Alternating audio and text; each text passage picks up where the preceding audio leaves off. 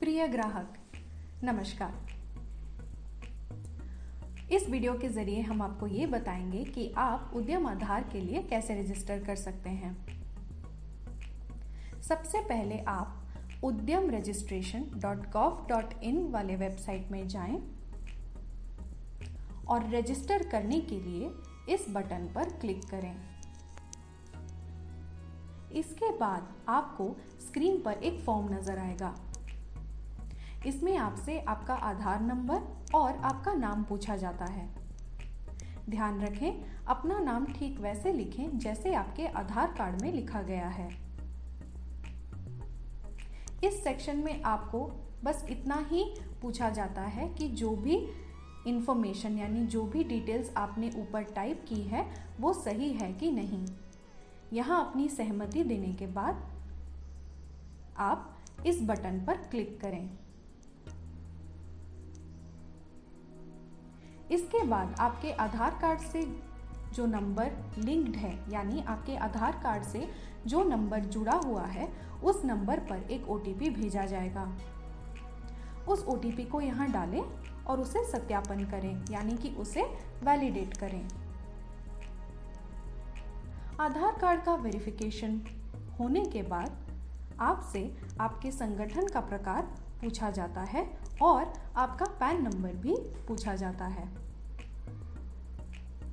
संगठन का प्रकार आप दिए गए लिस्ट से चुन सकते हैं। अगर आप व्यापार या दुकान के इकलौते मालिक हैं तो आप सोल प्रोप्राइटरशिप यानी कि एकल स्वामित्व चुनें, या फिर जो भी ऑप्शन आपको दिए गए लिस्ट में से सही लगे आप वो ऑप्शन चुन लें। फिर अपना पैन नंबर डालें और इस बटन पर क्लिक करें। पैन वेरिफिकेशन यानी कि पैन सत्यापन पूरा होने के बाद अब आपको ITR और GSTIN से जुड़ी कुछ जानकारी यहाँ देनी होती है। अपने हिसाब से यहाँ ऑप्शंस को चुनें और आगे बढ़ें। अब आप अपना नाम, मोबाइल नंबर और ईमेल ID यहाँ डाल दें। इसके नीचे दी गई ये जानकारी सिर्फ एक उदाहरण है जो आपके संदर्भ के लिए है। यहाँ आपको कुछ टाइप करने की ज़रूरत नहीं है। आगे बढ़ने पर यहाँ आपकी व्यक्तिगत जानकारी से जुड़े कुछ ऑप्शंस आपको नजर आएंगी। इन्हें आप अपने हिसाब से चुनें। उसके बाद आपके उद्योग का नाम और अपनी इकाई का नाम यहाँ टाइप करें। इस बटन पर क्लिक करके आप उन्हें फॉर्म में जोड़ दें। अब बारी आती है आपके इकाई के स्थान से जुड़ी जानकारी की यानी कि इकाई के एड्रेस की, जैसे कि बिल्डिंग का नाम, ग्राम, शहर इत्यादि इत्यादि। ठीक उसी तरह अपने कार्यालय से जुड़ी जानकारी को भी आप यहाँ डाल दें। अब आपसे पूछा जाता है कि आपने पहले कभी उद्यम आधार के लिए पंजीकरण किया है या नहीं। अगर आप पहली बार रजिस्टर कर रहे हैं तो NA वाला ऑप्शन चुनें। लेकिन पहले कभी अगर आपने उद्यम के लिए रजिस्टर किया है तो आप प्रीवियस UAM ऑप्शन चुनें और उसकी जानकारी यहाँ डाल दें। आगे बढ़ने पर आपसे पूछा जाएगा कि जो कार्यालय या इकाई है वो कब शुरू हुई थी और उसका पंजीकरण कब हुआ था।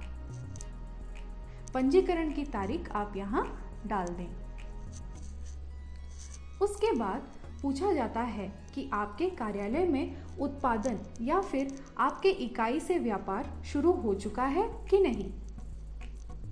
अगर हाँ तो आपको यहाँ वो तारीख डालनी होगी जिस तारीख से आपके कार्यालय या इकाई से व्यापार शुरू हुआ था। अगर अभी तक आपका व्यापार या उत्पादन शुरू नहीं हुआ है तो आप नो यानी कि ना वाला ऑप्शन चुनें। यहाँ आपको तारीख नहीं पूछी जाती। अब अपने बैंक डिटेल्स यहाँ डालें और फिर अपने इकाई या उद्यम से जुड़ी जानकारी यहाँ दें, जैसे कि आपके इकाई की प्रमुख गतिविधि क्या है। अगर वो विनिर्माण से जुड़ी है तो आप मैन्युफैक्चरिंग चुनें और अगर सेवा से जुड़ी है तो सर्विस। अब बारी आती है एनआईसी कोड्स की। ये कोड्स आपके उद्यम का वर्गीकरण यानी कि क्लासिफिकेशन करती हैं। ये कोड्स ज़्यादातर 4 से 5 अंक के होते हैं। अगर आपको अपने उद्यम से जुड़ी एनआईसी कोड की जानकारी है तो आप उसे नीचे डाल सकते हैं। अगर आप एनआईसी कोड नहीं जानते तो चिंता ना करें। इस वेबसाइट पे एक आसान तरीका है जिससे आप अपना एनआईसी कोड जान सकते हैं। इस सर्च बटन की मदद से आप अपना एनआईसी कोड ढूंढ सकते हैं। नीचे यहाँ अपनी गतिविधि दोबारा चुन लें। ध्यान रखें, ऊपर आपने जो प्रमुख गतिविधि चुनी थी वही ऑप्शन आप यहाँ भी चुनें। चलिए एक उदाहरण लेकर देखते हैं। मान लीजिए आपकी बेकरी की दुकान है और उसका एनआईसी कोड आपको जानना है। तो पहले आप इस सर्च ऑप्शन में बेकरी टाइप करें। जैसे ही आप टाइप करते हैं, नीचे बेकरी से जुड़ी सारी एनआईसी कोड्स आपको मिल जाती हैं। जो कोड आपके व्यापार को सही विवरण से बताती है, उसी कोड को आप चुन लें। अब सिस्टम ने अपने आप ये कोड्स यहाँ भर दिए हैं। इन्हें अब आप सबमिट कर सकते हैं इस बटन को क्लिक करके। अब एनआईसी कोड से जुड़ी डिटेल्स आपको यहाँ दिख जाएंगी। अगर आपको ये हटाना है तो आप इस बटन पर क्लिक कर सकते हैं। अगर आपकी एक से अधिक इकाई है तो आप और भी एनआईसी कोड्स इस बटन के जरिए जोड़ सकते हैं। इसके नीचे आपको अपनी इकाई में नियोजित व्यक्तियों की संख्या बतानी होती है। अब आगे बढ़ने पर आपको अपने कार्यालय या इकाई की स्थापना और कुल बिक्री से जुड़ी जानकारी देनी होगी। पहले अपना written down value. Written down value मतलब आपके कार्यालय या इकाई की संपत्ति डेप्रिसिएशन के बाद यानी कि मूल ह्रास के बाद कुल कितनी होती है, वो वैल्यू आपको यहाँ डालनी है। उसके बाद आपको बताना है कि आपने स्थापना करने के लिए उपकरण पर कितने खर्च किए हैं, जैसे कि प्रदूषण नियंत्रण के लिए या फिर सुरक्षा के लिए या फिर विकास और अनुसंधान के लिए कौन से उपकरण आपने इस्तेमाल किए हैं। उदाहरण स्वरूप, अगर आपने कोई सीसीटीवी कैमरास लगाए हों, प्यूरीफायर लगाया हो या फिर प्रेसिपिटेटर का इस्तेमाल किया हो, तो उन सब के लिए कुल खर्चा कितना हुआ था वो संख्या आपको यहाँ डालनी होगी। कंपनी की सेल से जुड़ी जानकारी आप यहाँ दें और अब सिस्टम अपने आप इन सब की कुल संख्या की गिनती कर देगी। अगर आपको फाइनेंसिंग यानी कि वित्त और प्रोक्योरमेंट यानी कि खरीदी से जुड़ी जानकारी में अपडेटेड रहना है तो आप इन गवर्नमेंट पोर्टल्स पर रजिस्टर करने के लिए हाँ कह सकते हैं, यानी कि यस ऑप्शन चुन सकते हैं। सारी जानकारी अब आपने दे दी है। फाइनल सबमिशन आप इस बटन को क्लिक करके कर सकते हैं। जब आप फाइनल सबमिशन कर दें, उसके बाद आपके रजिस्टर्ड नंबर पर एक OTP जाएगा। उस OTP को अगले स्क्रीन में आप डालें और फिर आपको एक उद्यम रजिस्ट्रेशन नंबर मिलेगा। इस नंबर को ध्यान से रखें। आप चाहें तो एक स्क्रीनशॉट लेके रख सकते हैं। अब आप निश्चिंत रहें, 5 दिन के अंदर आपका उद्यम आधार तैयार हो जाएगा। अब सवाल है कि उद्यम आधार के तैयार हो जाने पर आप उसको प्रिंट कैसे कर सकते हैं।